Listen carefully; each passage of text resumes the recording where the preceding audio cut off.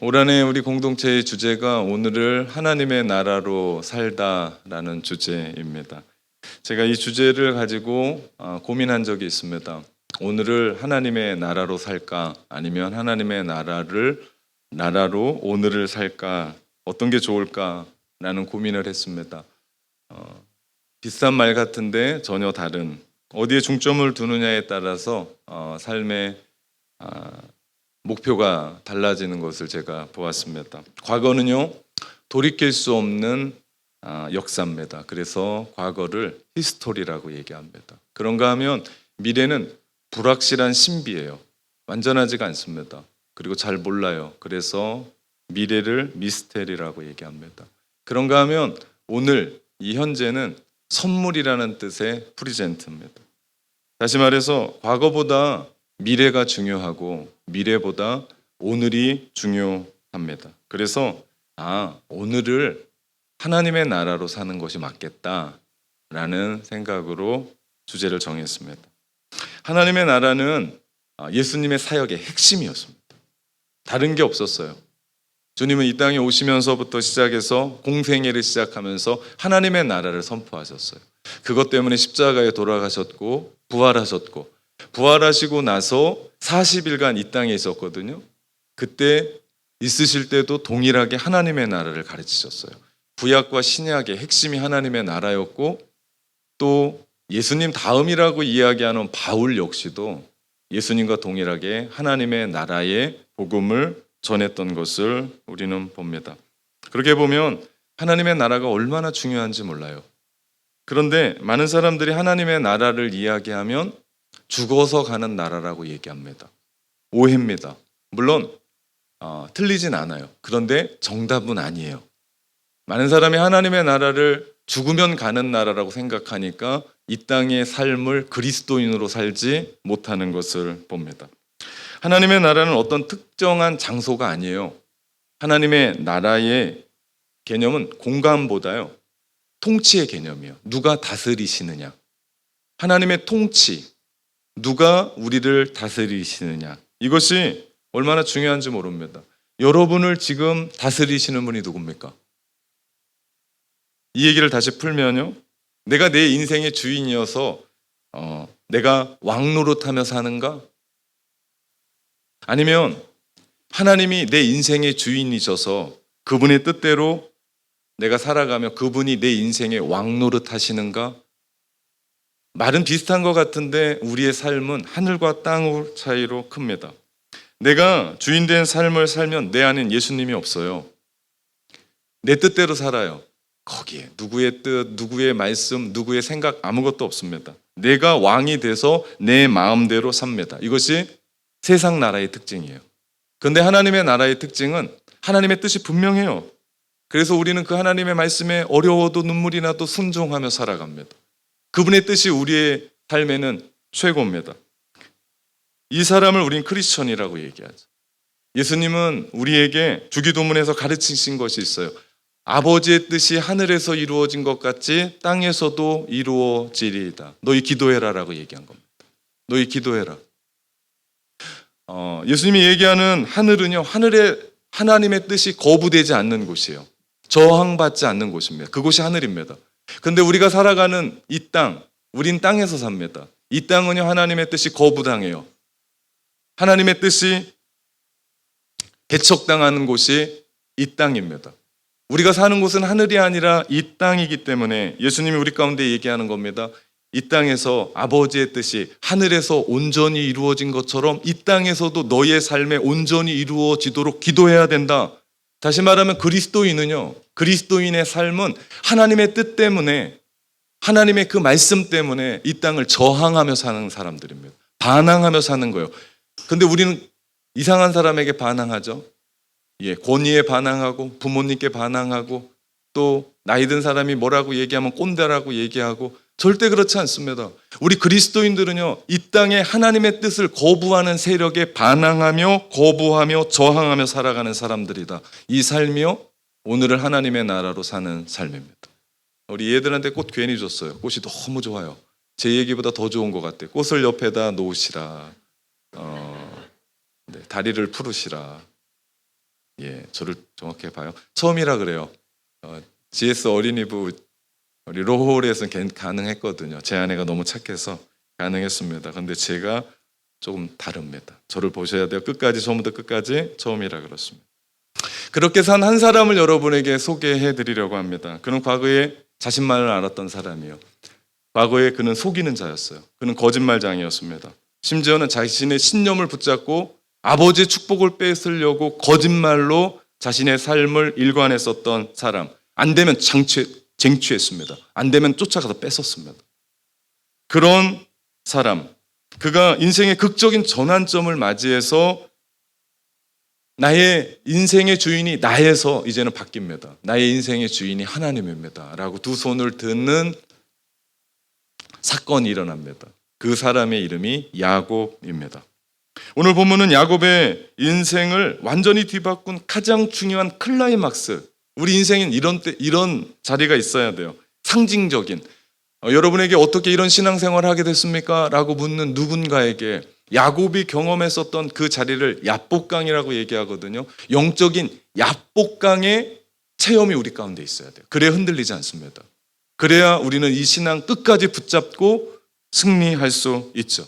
이런 우리 신앙의 영적인 전환점이 우리 가운데 필요해요. 근데 쉽지 않습니다.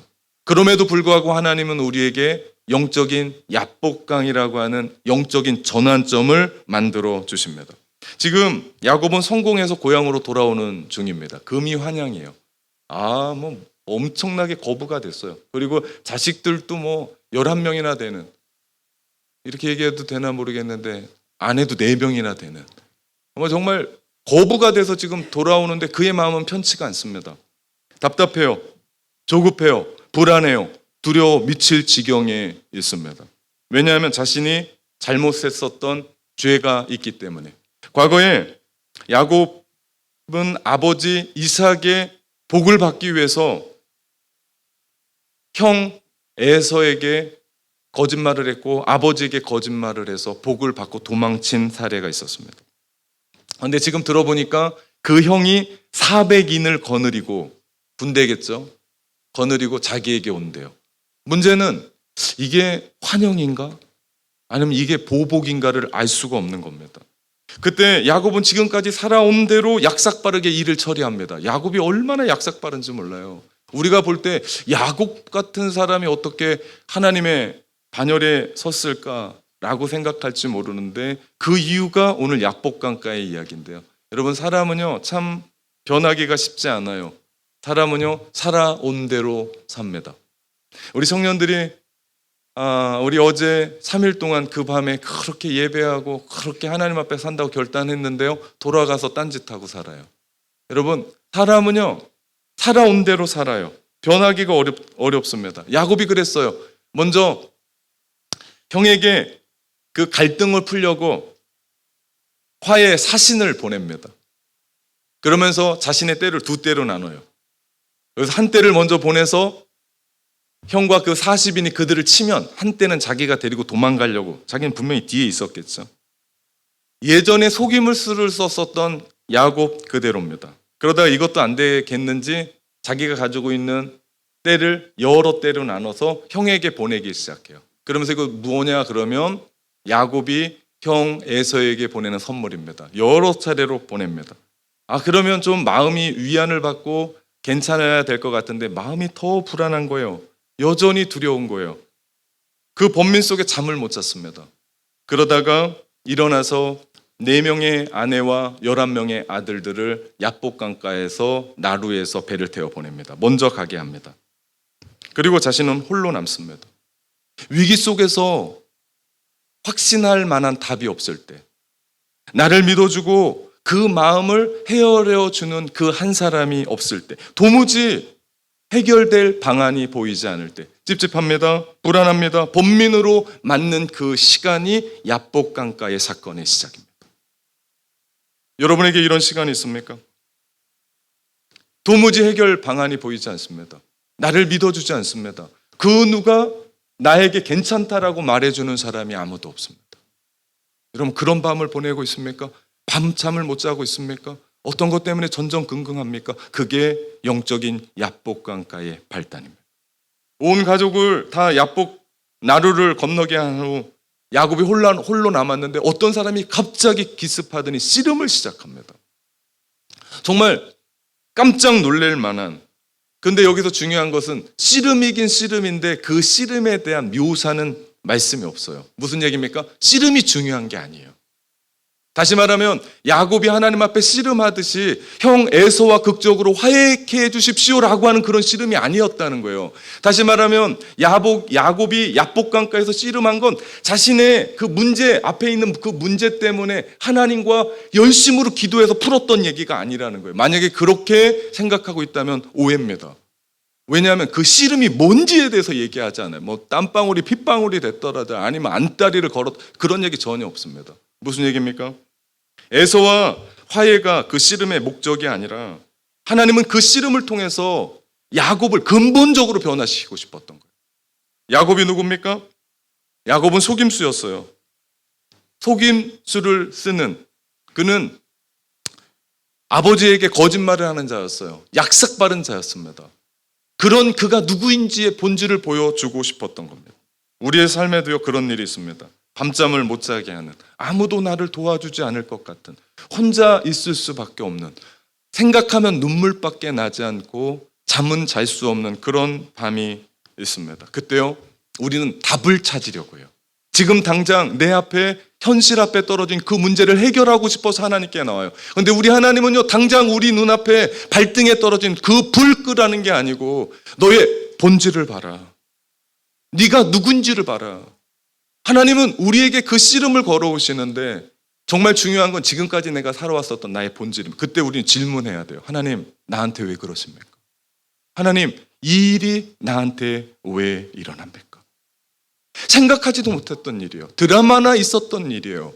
지금까지 내 삶에 한 번도 있지 않았었던 그 일 앞에서 우리는 질문해야 돼요. 여러분, 이건 질문입니다. 하나님께 반항이 아니에요. 원망이 아니에요. 질문이에요. 우리가 그렇게 질문을 하게 될 때 내가 누구인지 하나님이 본질을 보여주십니다. 내가 누구인지를 찾아야 돼요. 세상을 살아가는 사람들이, 나를 모르고 살아가는 사람들이 얼마나 많은지 몰라요. 그래서 나를 모르니까 누굴 못 만나요? 주님을 못 만나요. 왜요? 내가 누구인 줄 모르니까 주님이 십자가에서 돌아가신 게 너무 과도해요. 왜? 내 죄가 뭐 그렇게 크다고 그 십자가에서 죽을 수밖에 없냐라고 얘기하거든요. 나를 모르는 사람이에요. 아니, 내가 누구인 줄 모르기 때문에 주님이 그렇게 죽은 십자가가 내 안에 다가오지 않고, 주님이 내 안에 다가오지 않으니까, 내 속에 주님이 없으니까 오늘을 하나님의 나라로 살 수가 없는 겁니다. 그런데요, 내가 누구인지 나의 본질을 깨닫게 되면, 내가 지금까지 살아왔었던 주마등과 같은 그런 나의 인생을 깨닫게 되면, 내가 누구인지를 깨닫게 되고 나의 본질을 깨닫게 되면 그 십자가에서 죽으신 예수 그리스도가 나에게 필요하죠. 복음이 나에게 필요하죠. 주님이 우리를 변화시키시는 것을 우리는 깨닫게 되죠. 이 싸움에서 우리가 보게 되는 또 하나 이상한 점은 하나님이 이 씨름에서 이기지 않으세요. 여러분, 하나님과 씨름해서, 아니 하나님과 대결해서 이길 사람이 누가 있겠습니까? 그런데 하나님이요, 저요. 오늘 본문에서는요 하나님이 진다라고 표현을 해요. 무슨 얘기입니까? 하나님이요 야곱을 이기지 않으세요. 그만큼 야곱이 죽기 살기로 매달린 거예요.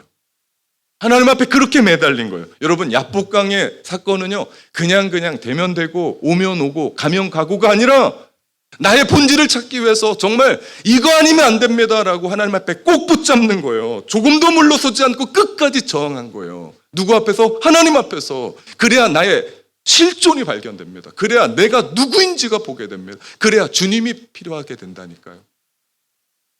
날이 새기까지 온 힘을 다해 싸웠지만 야곱에게는 아무 일도 일어나지 않았습니다. 기진맥진하게 힘써 봤지만 어떤 변화도, 어떤 깨달음도 야곱에게는 없었어요. 그때 하나님의 사자가 야곱의 허벅지를, 지금으로 얘기하면 고관절입니다. 고관절을 칩니다. 고관절은 엉덩이와 다리를 연결해 주는 곳이기도 하고 급소입니다. 그리고 어지간하지 않으면, 여지간하지 않으면 빠지지가 않는 곳이에요. 그것이 빠지려면요 다리에 강력한 어떠한 타격이 있어야 돼요. 딱 이런 타격이 있어야 이게 빠져요. 그러지 않으면 안 빠집니다. 그러니 얼마나 아팠겠냐고요. 뼈가 위골됐다라고 얘기하는 표현이 그겁니다. 강력한 어떤 힘이 딱 들어와서 이게 고관절이 벗어났는데 그 아픔, 제대로 이 고관절이 빠지면 힘을 쓸 수가 없습니다. 서기도 어렵고 걷기도 어렵고 앉기도 어려운 게 이겁니다. 그 아픔을 경험하고 나서 야곱은 비로소 지금 내가 상대하고 싸우는 분의 실체가 누구인지를 알게 됩니다. 아, 이분이 하나님이셨고. 그 옛말이 틀린 게 없어요. 좋은 말 할 때 들을 걸. 아, 야곱이 안 들었어요. 다리가 탈골되자 야곱은 비로소 울며, 얼마나 아팠을까요? 울며. 우리 정지걸 집사님이 수술하는 게 바로 그 수술입니다. 울며 하나님 앞에 나가 하나님 앞에 회개합니다. 그 미지의 인물을 알았기 때문에. 그게 누구였습니까? 하나님이셨습니다. 하나님은 모태에서부터 형 에서의 발꿈치를 붙잡으면서 나와서 또 형과 함께 싸웠었던 야곱, 라반과 함께 싸웠었던 야곱, 필요하다면 거짓을 통해서 원하는 것을 쟁취하려고 살았었던 그 삶을 더 이상 그대로 두지 않고 있다는 겁니다. 너 변해야 된다라는 거예요. 그런 방식으로는 계속 그렇게 살 수 없다라고 얘기한 거예요. 그래서 야곱을 회개시키십니다. 우리 인생을 변화시키는 분은요, 하나님이십니다. 하나님은 어떤 방법으로도 하나님 사랑하는 우리 자녀들 그냥 두지 않으시고요, 변화시키십니다. 그분은 인격적으로 우리가 만날 때 우리는 이전과의 삶과는 전혀 다른 삶을 삽니다. 왜냐하면 하나님의 통치가 우리 가운데 임하기 때문에, 하나님의 다스리심이 우리 가운데 있기 때문에 우리는 그 옛날 예전의 과거의 죄짓던 모습으로 살 수가 없게 됩니다. 그러자 야곱이 간구합니다. 허벅지 관절을 맞는 순간, 초인적인 힘을 경험한 순간, 아, 이분이 하나님이시구나. 그러면서 야곱은 깨닫습니다. 하나님과 씨름해서 싸울 뿐이 아니구나. 내가 그분에게 축복을, 도움을 강구해야 될 존재임을 야곱은 알게 됩니다. 그래서 야곱은 자신의 실체와 연약함을 알고 하나님의 능력을 깨달으며 축복을 강구합니다. 그러면서 자신이 누구인지를 알고 터져나오는 눈물로 말미암아 하나님 앞에 간구합니다. 지금까지는 내 방법대로 살았습니다. 지금대로는 내 뜻대로 살았습니다. 지금까지 내 힘으로 살았습니다. 내 술수로 살았습니다. 그래서 사기꾼이었고 쟁취자였고 빼앗는 자로, 안 되면 쫓아가서 빼앗는 그런 삶으로 일관했었던 사람이 야곱이었습니다. 얄팍한 계산이 있었습니다. 얼마나 약삭받는지 모릅니다. 고집으로 그 모든 것들을 해결하려고 했을 때, 되지 않았을 때 야곱은 비로소 하나님을 의지하고 온전히 바라보며 기다리며 간구합니다. 여러분, 야곱은 지금 승리자입니다. 그런데 그 승리자가 울고, 그 승리자가 지금 다리를 탈골돼서 걷고 절고 있는 모습이 오늘 본문의 모습입니다. 지금까지 야곱은 하나님의 은혜와 자비로 얻을 수 있다는 것을 자기 방식대로 얻으며 살아왔습니다. 내 뜻대로 원하며 얻고 살았던 사람입니다. 그런데 약속의 땅에 들어가기 전, 우리 야복 강가가 약속의 땅 들어가는 초입에 있거든요. 아니, 국경선에 있거든요. 그곳을 넘어가기 전에 그는 이 문제를 해결했어야만 했습니다. 자신이 변화받고 자신이 새로운 사람으로 서로 있었어야 됐습니다. 우리가 하나님과 씨름해서 이기려면 져야 됩니다. 우리가 약할 때요, 하나님의 능력은 강합니다. 아니, 우리의 약함 때문에 하나님의 능력이 강함으로 우리 가운데 드러나죠. 야곱이 이제 그런 자리, 성도로서 내가 누군지 삶의 방식으로서 승리하기 위해서 바른 믿음을 가지고 나아가는 것을 깨달았습니다. 여러분, 야복 강가는 가나안 땅, 약속의 땅의 최전방입니다. 그 땅의 소유자이신 하나님이 야곱이 그 땅에 들어오기를 원하는데 지금 그대로 예전의 그 죄된 모습으로는 들어올 수가 없으니 밤에 그를 급습해서 씨름하면서 그의 본질이 무엇이고 내가 어떻게 변해야 되는지, 인간적인 실수, 얄팍한 생각, 그것 가지고 살 수는 없고 오직 하나님의 은혜, 오직 믿음으로 살 수밖에 없다. 약속의 땅은 그렇다라고 야곱에게 이야기해 주십니다. 하나님의 나라는요, 지금까지 여러분이 돈 벌고 열심히 살았고 공부 잘했고 힘있게 살았던 세상의 나라의 방식과는 다릅니다. 이 나라 들어오려면 하나님이 우리 가운데 말씀하시는 것은요, 그거 모든 것 다 내려놓고 너희 믿음으로 살아야 된다. 주님이 십자가 지시며 우리 가운데 주셨던 그 십자가의 사랑으로 살아야만이 이 땅을 경험할 수 있다라고 말씀합니다. 야복강가에서 야곱은 자신의 육체의 모든 것들 허물어지는 것을 보면서 오직 믿음, 오직 은혜를 얻는 자신의 모습을 보게 됩니다. 여러분, 은혜와 축복은 하나님이 주세요. 하나님의 때에 주십니다. 내가 억지로 할 수 있는 게 아니에요. 야곱은 그것을 깨달았어요. 하나님이 도우실 때야 비로소 강하게 된다는 걸 깨달았습니다. 자신은 약하지만 주님 때문에 강할 수 있다는 비결을 배운 거죠. 사도 바울이 고백한 거 아닙니까? 내가 약한 그때에 곧 강함이라. 여러분이 약하다고 걱정하지 마십시오. 우리 하나님이 강하십니다. 여러분이 연약하다고 울지 마십시오. 여러분이 연약하면 연약할수록 하나님의 강함이 여러분을 통해서 드러날 줄 믿습니다. 어느 날 자다 일어났는데 제 머릿속에 그 옛날 불렀던 노래가 떠올랐습니다. 내 하나님은 크고 힘있고 능히 있어 못할 일 전혀. 제가 울었습니다. 그 옛날 코올리게 때 그렇게 노래했었던 그 노래가 내가 왜 잊고 있었지? 신학을 공부하고 설교하는 목사로서 그 옛날 선생님이 알려줬던 내 하나님은 크고 능히 있고 힘 있어 못할 일 전혀 없다는 그 믿음이 어디 갔나? 그러면서 하나님 앞에 무릎 꿇었습니다. 하나님이 하십니다. 여러분, 우리의 변화, 우리의 은혜와 축복, 그 하나님이 주시는 줄 믿습니다. 연약해도 부족해도 병을 갖고 있어도 일이 잘 풀리지 않아도 힘겨워도 걱정하지 마십시오. 하나님이 여러분을 지키시고 보호하시고 은혜 주시고 축복 주실 줄 믿습니다. 하나님은 야곱의 가장 강한 관절을 치심으로 야곱의 힘을 깨뜨리셨어요. 힘이 깨어지자 시들어지자 그가 가지고 있었던 끈질긴 자신감, 자기 신뢰를 깨뜨렸어요.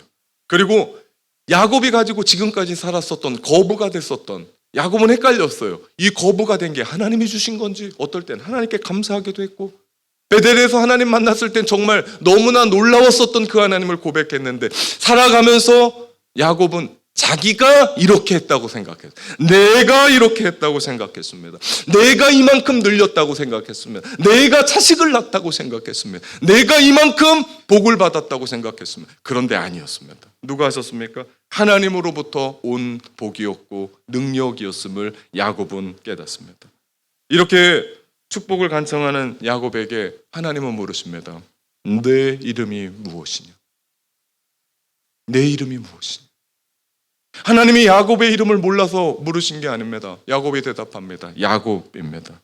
사실 이 질문은 야곱에게 있어서 뼈아픈 질문이에요. 왜냐하면 아버지 이삭이 내 아들아 내 이름이 무엇이냐라고 얘기했을 때 야곱은 자기 입에서 아무런 꺼리낌도 없이 나의 아버지, 나의 아버지요 나는 맏아들 에서입니다라고 얘기하면서 그 아버지의 축복을 뺏어 도망갔었던 그 아픈 기억을 더듬는 클라이막스입니다. 하나님 물으십니다. 우리에게 너 누구냐라고 물으십니다. 지금까지 살아왔었던 승승장구하는 너 누구냐? 지금 너의 문제 앞에서 울고 있는 너는 누구냐? 병 앞에서 울고 있는 너는 누구냐? 우리 하나님 우리 가운데 나의 이름을 물으십니다. 하나님 나는 야곱입니다. 나는 남의 팔꿈치를 붙잡는 사람입니다. 나는 사기꾼입니다.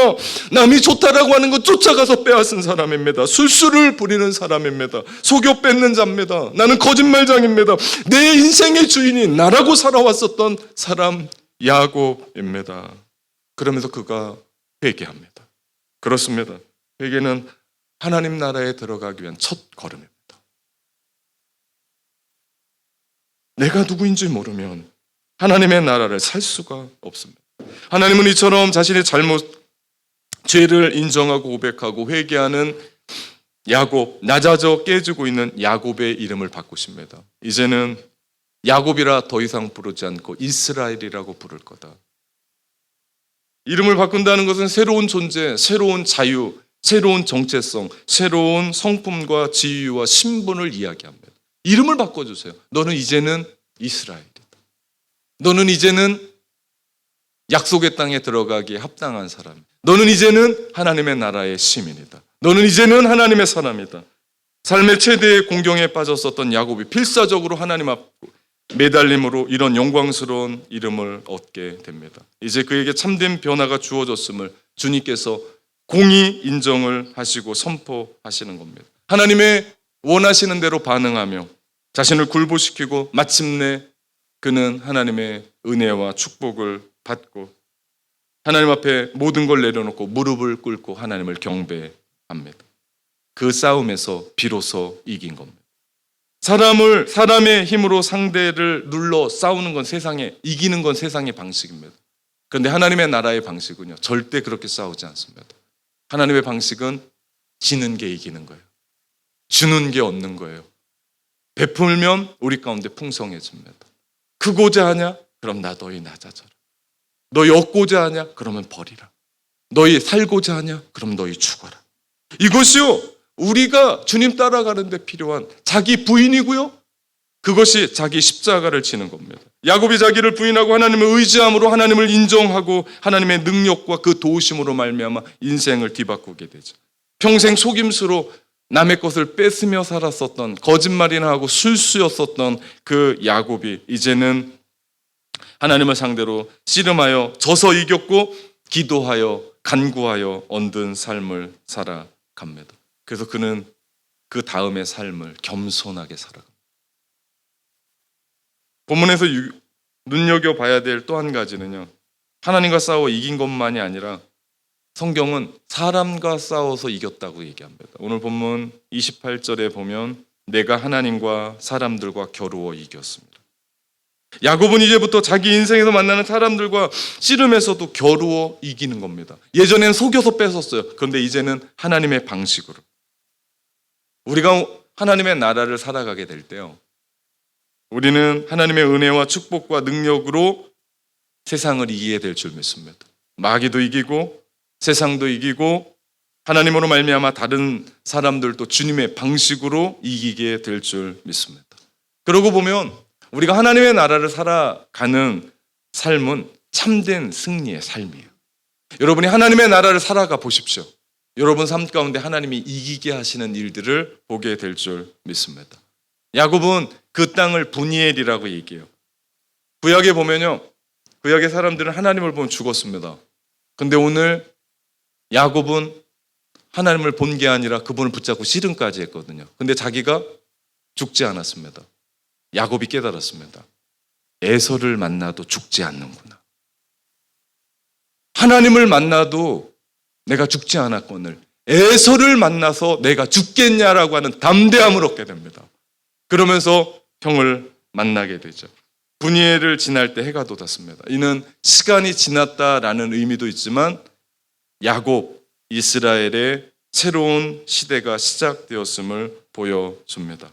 모든 일을 자기 마음대로 행했었고 속임수까지 하면서 내 나라를 살았었던 야곱이 이제는 하나님의 방식대로, 하나님의 말씀대로, 하나님의 뜻대로 하나님의 나라를 살아가는 야곱이 되었습니다. 비로소 야곱은 하나님의 나라를 만난 겁니다. 이제 야곱은 내가 주인된 삶에서 뛰쳐나와서 하나님이 주인된 삶으로 들어갑니다. 이후 야곱은 남에게 속기는 하지만 남을 더 이상 속이지 않습니다.